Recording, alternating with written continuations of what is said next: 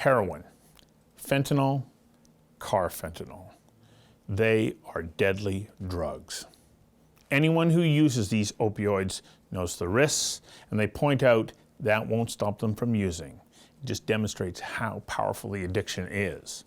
Then add in the fact that withdrawal is painful and incredibly hard to do if you're living on the streets scrounging for food and trying to scrape together the $25 to $35 a day you need to support your habit.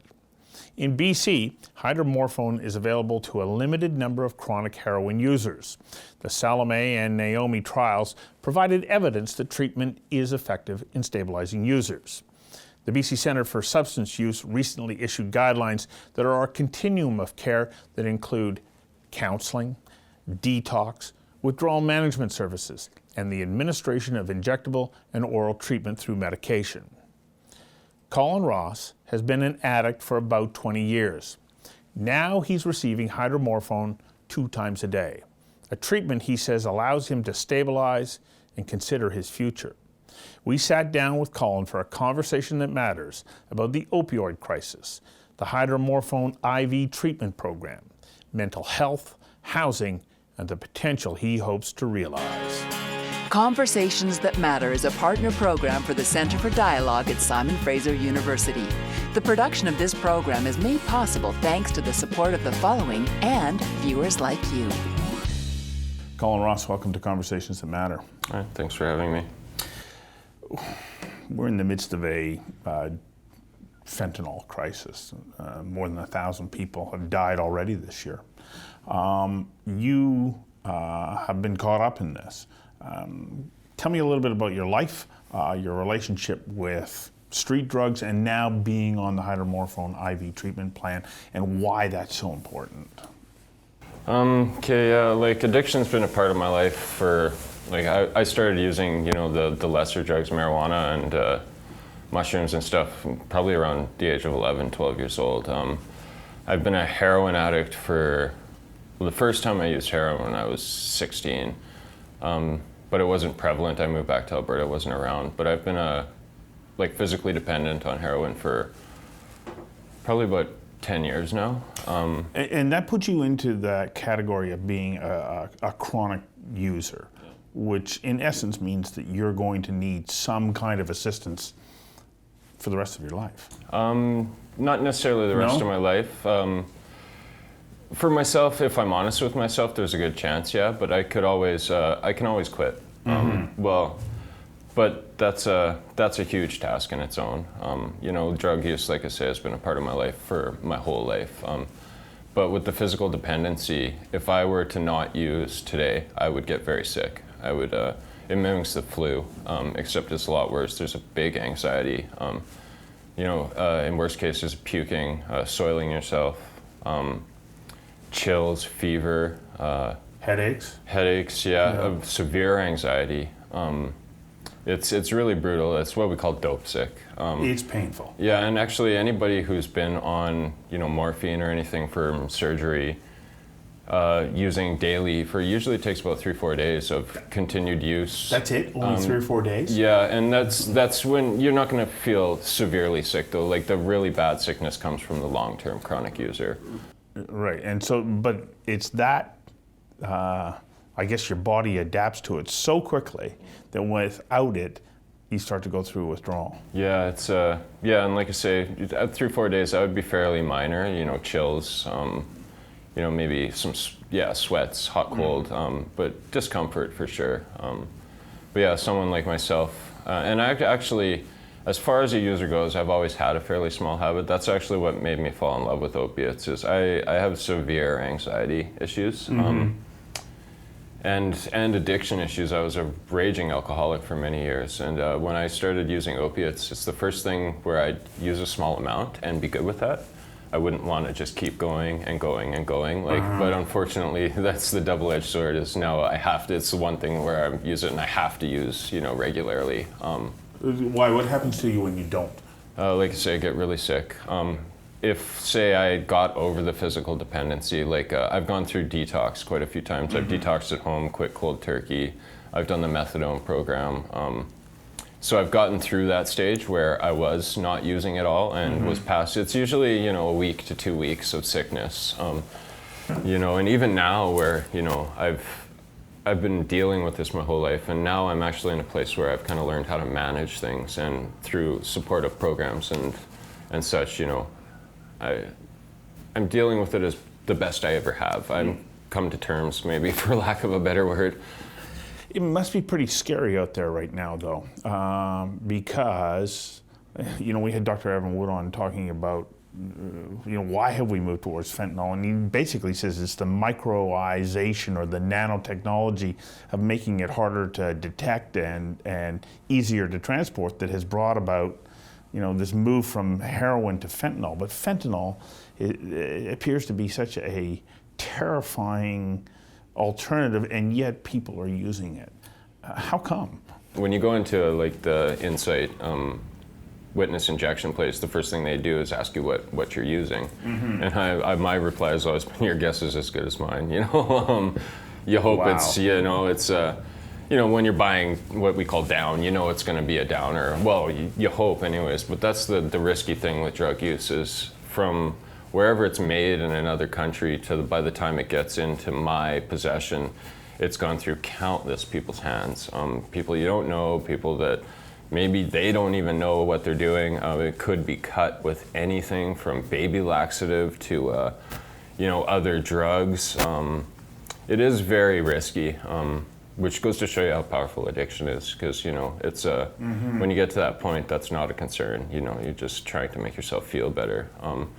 And that's the key point, isn't it? You're trying to make yourself feel better. There's definitely the euphoric aspect to it. You know, like there's a side of me that uses drugs because, well, yeah, you know, it makes me feel good. But the main, like, especially with the opiates, the main reason I say I fell in love with it is because it's one of the first times in my life I've actually kind of felt normal. I felt comfortable in my own skin. You know, there's a lot of benefits to using. It's like, we wouldn't do it if it was nothing but pain and misery, you know? Like, But right now it comes with great risk. Have you been in a position where you have used fentanyl and been, you know, on the cusp of death? I use small amounts. I use alone a lot of the time, so I always test my drugs, like do a sample. How do you do that? Well, I inject my drugs. So say I bought like a quarter gram, which for me is, you know, a couple of hits. I would do a small one around somebody, or, you know, just like a tester to make sure, especially nowadays. But, you know, heroin overdose has been an issue for many, many years. It's just now with the fentanyl being so strong that it's become the big thing. But yeah, so I've always been really responsible. But so I never have really come close to overdosing. Because I've been smart about it. I use supervised and stuff for my first use. As in, you'll use one of the safe injection sites? Yeah, or be around friends, you know, people that at the very least will call 911. But now it's pretty common to have naloxone, which counteracts opiate overdose. But have you ever had to use that? Yeah, twice actually. But having said like all the safety thankfully it was things, handy, otherwise we wouldn't be having this interview. Totally. But just shortly before I got into this prescribed hydromorphone program, I did half of what we call a 10 paper, which is the smallest amount you can buy on the streets. It's for most users just enough to make you not feel sick. It's a small. It's like the equivalent of having one drink kind of deal if you're somebody who likes to have 6 or 7. And I did half of that, so $5 worth, which was my tester, my sample shot, and I woke up in an ambulance.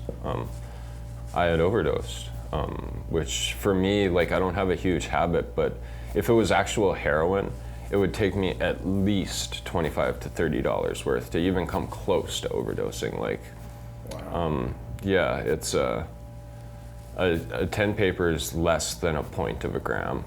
So you're now on the Hydromorphone IV treatment program. How long have you been doing that? Time flies. It's been close to 6 months now, I think. And how has that changed your life? It's been major. For one, my safety level is there. Like, the overdosing was I don't want to say a wake-up call because I've always known the risks there, but it was really scary to think of. I have a relationship with my family the past few years, and to think of what it could have done to them. But this program, for starters, has taken that risk away from me. For second, I don't have to spend, like when you're addicted to opiates, it's a monkey on your back. You know that you're gonna get sick. You have to come up with that money every day. I'm honest, I don't steal, I don't shoplift or anything. So there's the cost of living, but on top of that, I have to come up with $20 to $30 minimum every day just to not be sick. So it's like this constant, even when you have money, you know that's not gonna last that long. It's constant, how am I gonna come up with money to feed my habit? So that has disappeared. I know that I go to the pharmacy and my shot is there. I've bought street drugs like 3 or 4 times in the 6 months that I started this program. And is your tendency to do that diminishing now? Oh, big time. Yeah. For a few reasons. One, the safety issue. Financial is another thing. But things have stabilized big time. Like that's one thing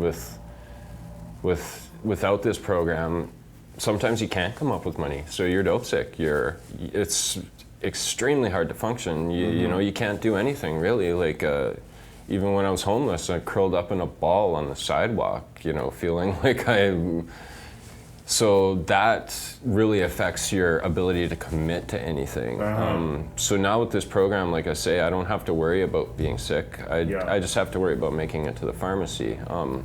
In your working career, you've worked in the restaurant sector as a chef and in the kitchen. Are you able now to return to working as a result of being on the program? I could go back to work right now, but I think it would. Right now it's kind of a key time in my life where I have the ability to start making some lasting changes. I've made a lot of changes in the past, but they haven't lasted. So it's kind of like, wait till you're ready, wait till you have everything. Right. Like I could do it now, but I think my chances and my percentage of my success rate goes up big time if I spend a little bit more time. 6 months is a long time, but it's not a long time. Like I'm 37 years old. I say I started using drugs of one forms. It's been, 24 years. Yeah, totally. Yeah.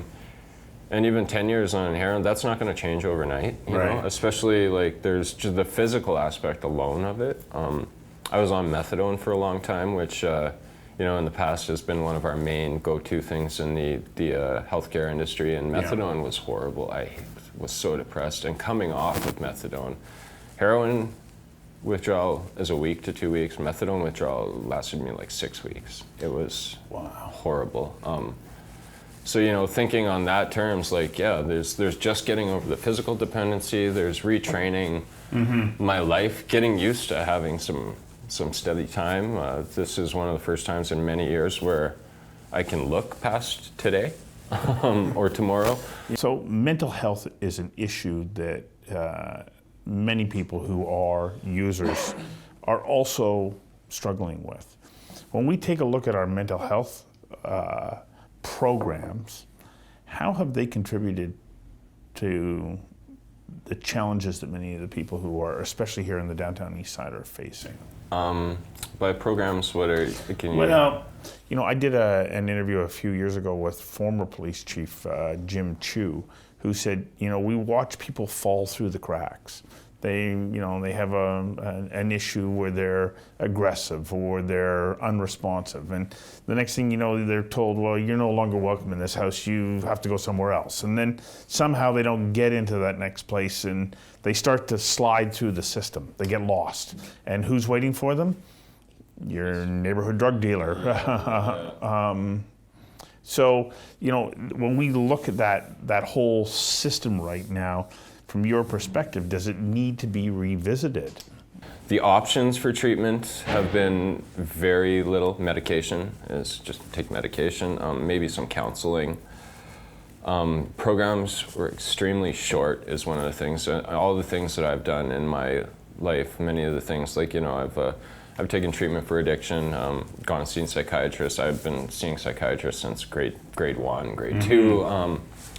You know, any program seemed to be a month to 3 month program, you know, and like, especially at my age now, you're kind of expected to change a lifetime of habits and learn how to dealing with mental illness is a major task. Yeah. It's, you know, it's trying to change the way your brain works. You know, like, brain's a pretty complex thing, and that's right. And even somebody who has access to a more sort of internal resources, changing the way they do things takes a lot of work and a lot of time. That's exactly it. I'm quite fortunate to have, like, my housing. This is a kind of a different issue altogether, but my housing was long term. I got into a program. I have a doctor who's amazing. I can't say enough good things about my doctor, who has really, since day one, I know he's in for the long haul with me. He knows mental health, he knows addiction. So I've been quite lucky to have a lot of good supports.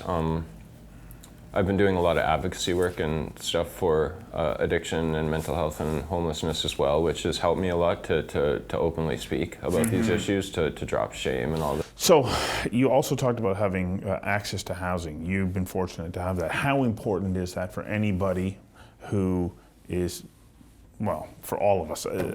It's almost a redundant question. Like, without it, you don't stand a chance, do you? Yeah, the study I was in actually supposedly has changed Canada's national housing policy, homeless policy, is housing first, they call it. In the past, housing has almost been a reward. For someone in my situation, housing has almost been a reward for getting clean, dealing with your mental health, and getting a job. Then you get a home. You know, it's which really, when you look at, you know, really what should be our fundamental rights, housing is one of the tops. You know, it's up there with food. Well, they say food and shelter. Just dealing with day-to-day life when you're homeless is ridiculous. I say to people who have never been homeless, like, have you ever forgot your keys and been locked out of your building for 3-4 hours after work? You know, like that, what do I do? Where do I go? Especially if you don't have your wallet with you. Yeah, think of that all day, every day, and stretching out in front of you for God knows how long. Like, trying to do anything. You can't own anything when you're homeless. Everything gets stolen, or you have to carry everything with you constantly. You know, so a lot of times you're brought down to one change of clothing. You know, maybe some toiletries. If you're sleeping outside, you're getting woken up by security, police. You're getting pushed away by everybody. So you're tired, you're weak, you're hungry. It's everything. Totally. You know, there's a lot of supports in Vancouver for homeless people, a lot of free food and such, but people don't realize, like, I stayed in a shelter a lot of the time because I got sick of, I got woken up one time by security. I had my blanket over me, and he went to kick me awake, and he kicked me in the head, actually. He didn't intend to kick me in the head, but I was woken up by a security guard kicking me in the head. So finally I just was like, okay, screw this, I'm going to shelters. But to get 3 meals a day and get in a bed in a shelter, 4 to 6 hours a day waiting in line. So, you know, 6 hours a day waiting in line to get food and a place to sleep. That's a full-time job right there. So how about recovery programs? What role do you think that they're going to play, especially if we're able to start to shift the way that we're looking at providing people with services to help people stabilize? Yeah, it's really important. Like, I'm at a stage, you know, well, actually now for the first time in many years, I'm starting to think, do I want to get these drugs completely out of my life? But for many years, I haven't wanted to be clean. But to have these options there, most people just don't want to have to deal with it anymore. I personally strongly, like, if I were to change things the way I see them, would be harm reduction based, supported medication for drug users, and treatment always has to be, like, I personally say, to see really good success, I believe we have to really shift to a healthcare focused approach to addiction, and healthcare treatment is part of healthcare.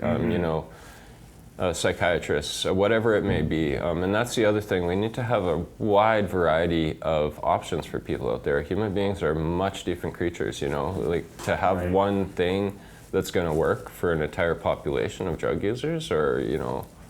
So, at your place on the continuum of all of this, do you see us moving to a healthcare-based focus on addressing this issue for individuals and all of us, because we're all involved? Living in Vancouver, we're actually leading North America in a lot of ways in starting to have these shifts, to have, you know, insight. When the government was taking it to court, the Harper government trying to shut it down, that's where Supreme Court finally told them, no, this is a health issue. The doctors and stuff in the city seem to, most of them are on board with this, the police department even. I've seen progress being made. We still have a long, long way to go. I think one of the main things that needs to shift is public opinion about who drug users are, what addiction is. You know, it's been seen as a moral flaw for many, many years. People are using drugs because they choose to be lazy, they don't want to, you know. And also working towards things that work. You know, we can throw people in jail and let them come back onto the streets, and they're more angry at society. They feel abandoned by society. They, you know, bad dealings with police, and then to put them back on the streets with no treatment, no housing. You know, it's to me, it's not a huge choice to want to continue just that downward spiral. And then you try to get help, and there's no options. Right. You know, so shifting towards this, I think people are seeing finally the results. Like, I know my life has improved quite a bit. I'm not currently working a 9-to-5 job, but I sit on I was a member of the Mayor's Task Force on Mental Health and Addictions. I'm now sitting on a People with Lived Experience Advisory Committee. I was in a play on the mental health industry a few years back. So you're busy getting the word out. Yeah. Thank you ever so much for doing this. Unfortunately, we're out of time. Thank you very much for having me. It's great. This is part of what's helping change it.